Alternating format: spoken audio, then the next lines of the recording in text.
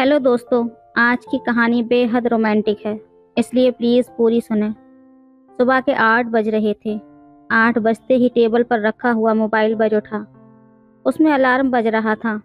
Bed पर सोई हुई कविता कंबल के अंदर से ही हाथ निकाल कर अलार्म को बंद करती है और वापस सोने लगती है।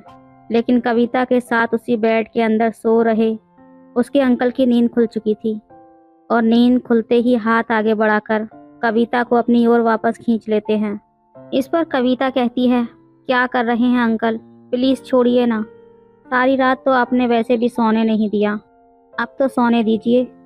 अंकल बोलते हैं, तुम्हें आईफोन चाहिए ना। कविता करवट लेकर हाँ में सर हिलाकर मुस्कुराने लगती है और अपनी बाहें फैला देती है। अंकल उसे अपने में समेट लेते हैं। तभी कविता कहती है कि अंकल जो भी करना है जल्दी कीजिए, मम्मी पापा कभी भी आ सकते हैं। अंकल कहते हैं, आने दो। अगर तुम्हारे मम्मी पापा आ भी गए तो तेरी मम्मी को अपनी दूसरी साइड सुला लूँगा। और रही बात तेरे पापा की, तो वो तो एक नंबर का फट्टू ही है। और दोनों ठहाके मारकर हंसने लगते हैं और दोनों मिलकर फिर से तहलका मचाने लगते हैं। हेलो दोस्तों, आज की कहानी बेहद रोमांचक है। उम्मीद करती हूँ आपको ये कहानी बेहद पसंद आएगी। सूर्यकांत गाजियाबाद के रहने वाले थे, जिनकी उम्र 50 के आसपास थी।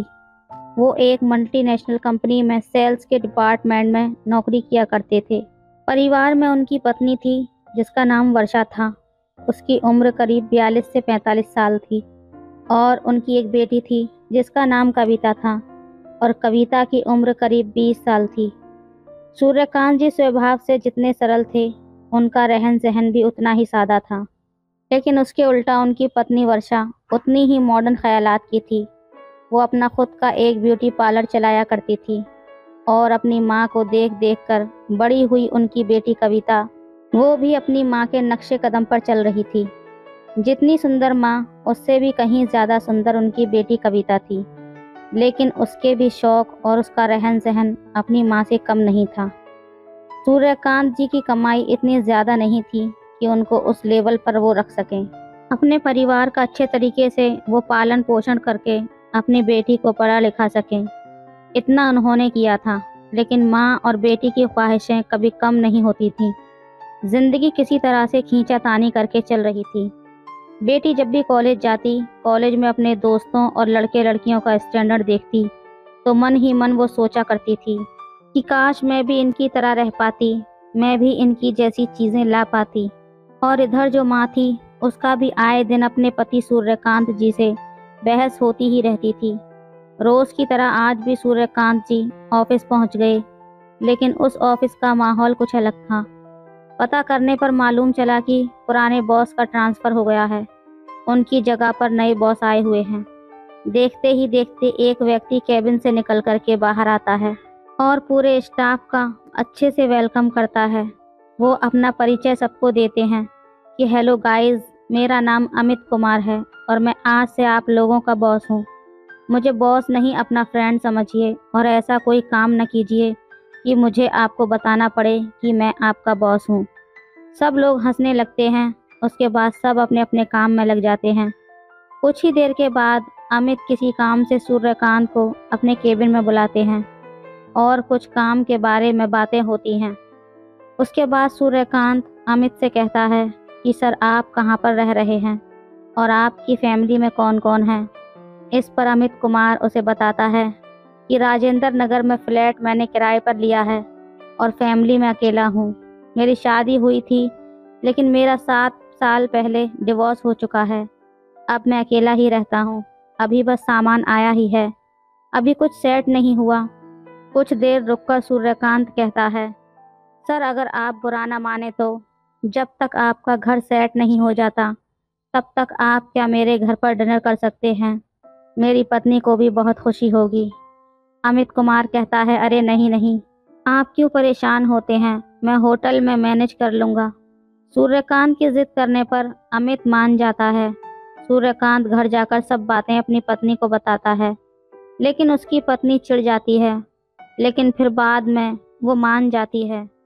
ठीक रात के 9 बजे घर की डोर बेल बजती है। वर्षा जाकर दरवाज़ा खोलती है। वो देखती है कि सामने एक व्यक्ति खड़ा होता है।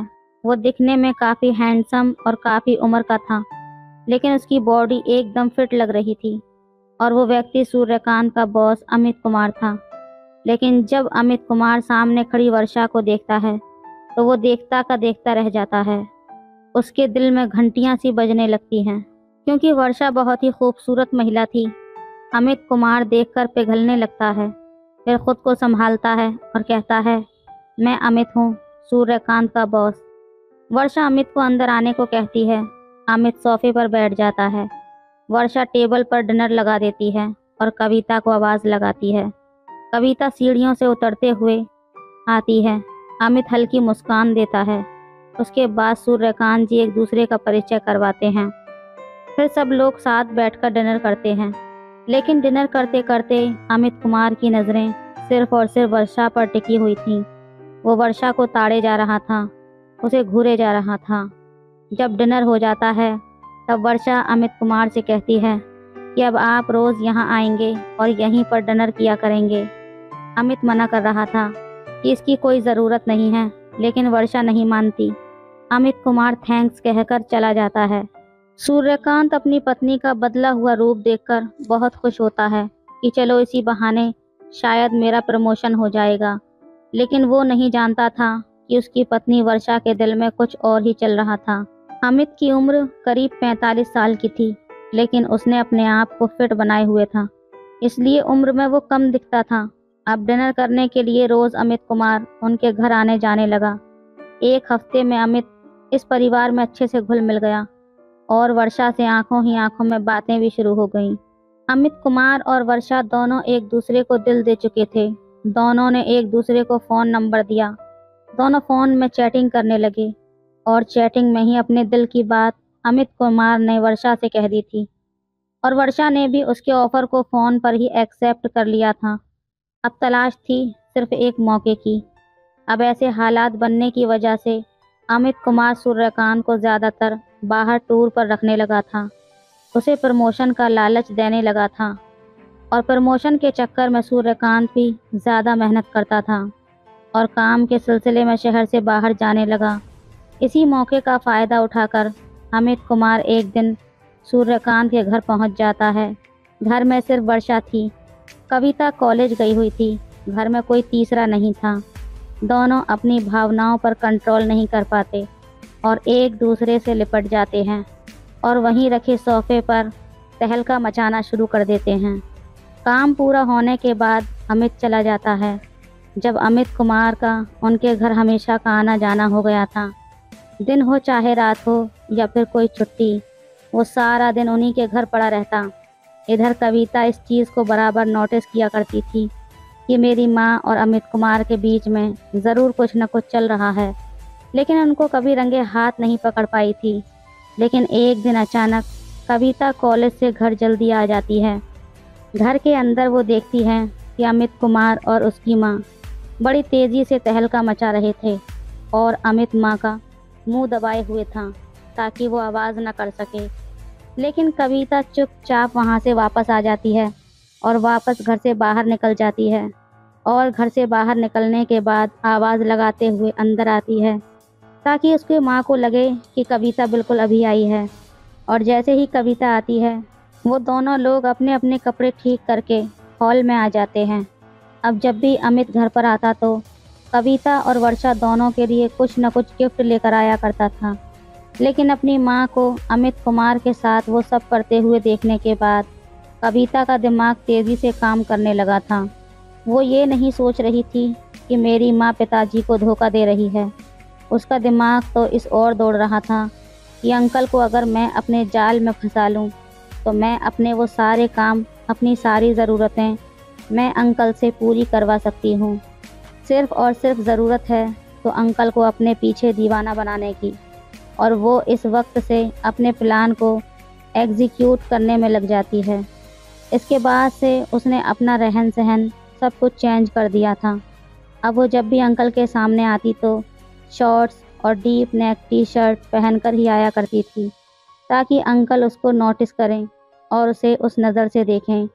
अब ढीले नाड़े का आदमी कब तक अपने आप को कंट्रोल कर पाता अब कविता ने भी उससे डबल मीनिंग बातें करनी शुरू कर दी थी। उनके साथ हंसी मजाक करती। अब धीरे धीरे आकर्षित होने लगा था। लेकिन कविता की माँ को इस बात की जरा भी भनक नहीं थी, क्योंकि अपनी माँ के सामने कविता बहुत सावधान रहा करती थी।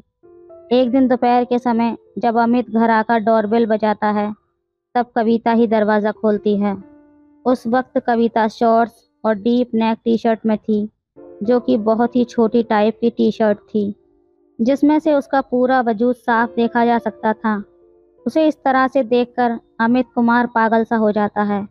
वो उसको अंदर लेकर आ जाती है, और जब वो पूछता है कि आपकी मम्मी कहाँ गई हैं, तब कविता कहती है कि वो किसी काम से मार्केट गई हुई हैं। इसके बाद कविता सोफे पर बैठकर अपने स्कूल का प्रोजेक्ट पूरा करने लगती है। अमित भी थोड़ी दूर पर कुर्सी पर बैठा हुआ था और कविता को घूर रहा था। अमित पूछता है कि तुम क्या कर रही हो? कविता कहती है कि मैं अपना एक असाइनमेंट पूरा कर रही हूँ। अमित कहता है लाओ मैं तुम्हारी मदद कर देता हूँ, और जाकर के उसके पास सटकर बैठ जाता है और कविता की मदद करने लगता है। मदद करने के बहाने से उसे यहाँ वहाँ छूने लगता है। कविता सोचती है कि यही सही मौका है। कविता कोई विरोध नहीं करती, वो भी उसके साथ मिलकर पूरा सपोर्ट करने लगती है। अब अमित कुमार उसके साथ छेड़खानी करने लगता है। अब दोनों कंट्रोल के बाहर होने लगे थे और दोनों एक दूसरे में समाने वाले थे। दोनों का प्रोग्राम शुरू ही हुआ था कि तभी डोरबेल बजती है। अचानक से दोनों कपड़े पहनने लगते हैं। उसके बाद अमित दूर जाकर बैठ जाता है। कविता दरवाज़ा खोलती है। दरवाजे पर वर्षा थी। अमित को देखकर वो चेहरे पर स्माइल लाती है और कहती है, अरे आप कब आए? तब अमित कुमार कहता है, बस अभी आकर ही बैठा हूँ। कविता अपना सामान उठाकर ऊपर वाले कमरे में जा चुकी थी। मौका अच्छा था क्योंकि अमित अभी अधूरा रह गया था और वर्षा भी प्यासी थी। वो बेडरूम में जाकर दोनों मिलकर तहलका मचाते हैं। अब अमित और कविता भी फ़ोन पर चैट करने लगते हैं। कविता जो भी डिमांड करती अमित उसे पूरा करता रहता। अमित कविता से गंदे गंदे चैट किया करता, लेकिन कविता उसे मना नहीं करती थी, बल्कि उसकी आँख को और भी ज़्यादा भड़काने लगती। इसी बीच कुछ ऐसी घटनाक्रम होता है कि कविता की नानी यानी कि वर्षा की माँ का देहांत हो जाता है। अब कविता के एग्ज़ाम चल रहे थे, तो उसके माता पिता को चिंता हुई कि कविता को अकेले किसके भरोसे छोड़कर जाया जाए। इस पर कविता कहती है कि अमित अंकल है ना, उन्हें कह दीजिए वो ध्यान रख लेंगे। अपने घर की जगह रात को यहाँ पर सो जाएंगे, और वैसे भी आप लोग कल शाम तक तो लौट ही आएंगे। सूर्यकांत को यही ठीक लगा। वो अमित कुमार को फ़ोन लगाकर सारी बात बताता है। अब अमित के मन में तो लड्डू फूटने लगते हैं। उसका सपना आज पूरे होने वाला था। अमित कहता है आप लोग निश्चिंत होकर जाओ, मैं सब संभाल लूँगा। सूर्यकांत और वर्षा निकल जाते हैं। शाम को जब अमित कुमार ऑफिस से आता है, तो आते समय बियर की बोतल लेकर आता है। कविता और अमित जम करके बियर पीते हैं और मस्ती करते हैं। अब वो रात आ चुकी थी जिसमें दोनों को बेसब्री से इंतज़ार था। कविता को पता था कि जब तक मैं एक बार इस अंकल के साथ नहीं सोऊंगी, तब तक अंकल पूरे तरीके से मेरे काबू में नहीं आएगा और मैं अपना टारगेट पूरा नहीं कर पाऊंगी। जब अमित अंकल उसके साथ कुछ करने की कोशिश करता है, तब कविता उसे रोक देती है और कहती है, अंकल इतनी भी जल्दी क्या है? आप ये क्या करने जा रहे हैं? तब अंकल कहता है, कुछ नहीं, बस मैं तो जन्नत की सैर करना चाहता हूँ। तभी कविता कहती है, इतनी आसानी से जन्नत की सैर नहीं करने दूंगी अंकल। अमित कहता है, तो फिर कैसे करने दोगी? तब कविता कहती है, मुझे कुछ गिफ्ट नहीं देंगे आप? तब अमित कहता है, बोलो क्या चाहिए तुम्हें? कविता कहती है, ज़्यादा कुछ नहीं, बस एक आईफोन चाहिए। ये सुनकर अमित कहता है, बस आईफोन? ठीक है ले लेना, मिल जाएगा तुम्हें। बस ये सुनकर कविता खुश हो जाती है। उसके बाद वो अपनी बाहें फैला देती है और अमित उसकी बाहों में समा जाता है। उस रात कविता ने अंकल के साथ मिलकर ज़बरदस्त तहलका मचाया कि अंकल का पूरी रात पसीना न सूख पाया, और अमित की उम्र भी ज़्यादा थी। तब कविता को भी पूर्ण रूप से संतुष्टि मिल गई। अमित बारी बारी से कभी माँ को कभी बेटी को, दोनों को जन्नत की सैर कराता। कविता को तो पता था कि मेरी माँ के साथ भी यही सब करता है, लेकिन वर्षा को मालूम नहीं था कि मेरी बेटी भी इस काम में इन्वॉल्व है। एक बार अमित सूर्यकांत को बाहर किसी काम से बाहर भेज देता है। अमित रात में आकर वर्षा के साथ वो सब कुछ करने लगता है। उधर सूर्यकांत का काम किसी की वजह से रुक जाता है। तब वो वापस अपने घर आता है। उसकी हमेशा की आदत थी कि वो अपने पास रखी सेकंड की से ही दरवाज़ा खोला करता था। वो घर वालों को डिस्टर्ब नहीं करता था। दरवाज़ा खोलकर जब बेडरूम में जाता है तब उसकी आंखें फटी की फटी रह जाती हैं। दोनों पर इतना जोश चढ़ा हुआ था कि वो समझ नहीं पाए कि बेडरूम में कोई आ गया। उसकी पत्नी भी खुलकर उस बॉस के साथ एंजॉय कर रही थी। ये देखकर सूर्यकांत का खून खौल उठता है और ज़ोर ज़ोर से चिल्लाने लगता है। ये सुनकर दोनों झट से अलग हो जाते हैं और अपने अपने कपड़े ढूंढने लगते हैं। सूर्यकांत अमित का कॉलर पकड़कर हॉल में ले आता है और कहता है, तूने जिस थाली में खाया उसी में छेद किया। तो कहता है, निकल जा यहाँ से और आज के बाद दोबारा कभी दिखाई मत देना। अमित कुमार उसे देख लेने की धमकी देता है कि तुझे नौकरी से निकलवा दूंगा। सूर्यकांत कहता है, मुझे नहीं करनी तेरी नौकरी, मैं भूखा नहीं मर जाऊंगा। अमित वहाँ से चला जाता है। कविता भी ये सब चीज़ें सुन रही होती है, लेकिन कविता नीचे उतरकर नहीं आती क्योंकि उसने समझ लिया था कि आज मम्मी रंगे हाथों पकड़ी गई है। उसके बाद सूर्यकांत का अपनी पत्नी वर्षा के साथ जमकर झगड़ा होता है। वर्षा सूर्यकांत से बराबरी से लड़ रही थी और कहती है, तुमने मुझे आज तक दिया ही क्या है? ना तुम मुझे आज तक शारीरिक सुख दे सके और ना ही मेरी ज़रूरतें पूरी कर सके। मैं हमेशा तुम्हारे साथ रात को अधूरी रह जाती हूँ। तुम मुझे शारीरिक तौर पर संतुष्ट नहीं कर सकते और जीवन में ना तुम पैसा कमा पाए और ना ही कोई सुख सुविधा दे पाए। अगर वो किसी और व्यक्ति से मुझे मिल रहा है तो मैं क्यों न लूँ? इतनी बेशर्म की तरह वो अपने पति से बात कर रही होती है। गुस्से में आकर सूर्यकांत वर्षा पर हाथ छोड़ देता है। उसके बाद से अमित का आना जाना बंद हो जाता है। ऐसे ही कुछ दिन गुजर जाते हैं। एक दिन अचानक सूर्यकांत पंखे से लटका हुआ मिलता है। पुलिस आत्महत्या का केस फाइल कर देती है, लेकिन कविता जैसी भी थी वो अपने बाप से बहुत प्यार करती थी। उसे इस बात का बहुत दुख था। अब अंकल का आना जाना फिर से चालू हो गया था। एक दिन अंकल और वर्षा की बातें कविता सुन लेती है। तब मालूम चलता है कि पापा ने आत्महत्या नहीं की, बल्कि उनको मम्मी और अंकल ने मिलकर मार डाला है और उसको आत्महत्या का रूप दे दिया है। इतना सुनते ही वो पुलिस के पास जाकर शुरू से लास्ट तक की कहानी बता देती है।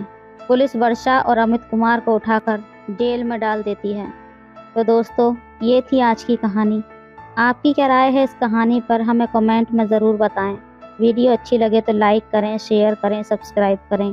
धन्यवाद।